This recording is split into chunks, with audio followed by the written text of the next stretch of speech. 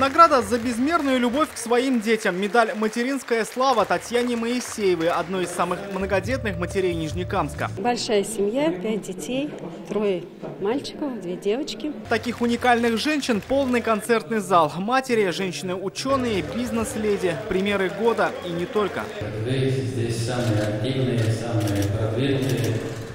Вносите огромный вклад в развитие ваших населенных районов, городов, нашей республики, значит, нашей страны. Я особенно счастлива присутствовать здесь в преддверии Международного женского дня, потому что одно из приоритетных направлений работы ЮНЕСКО – это равенство прав между мужчинами и женщинами.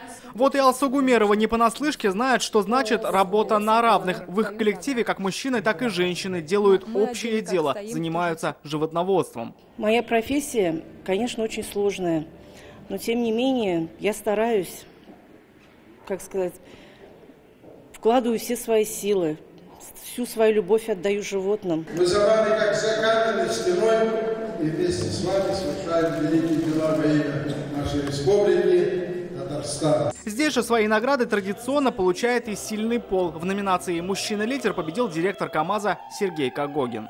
Рамиль Шайдуллин, Вадим Илларионов, ТНВ, Казань.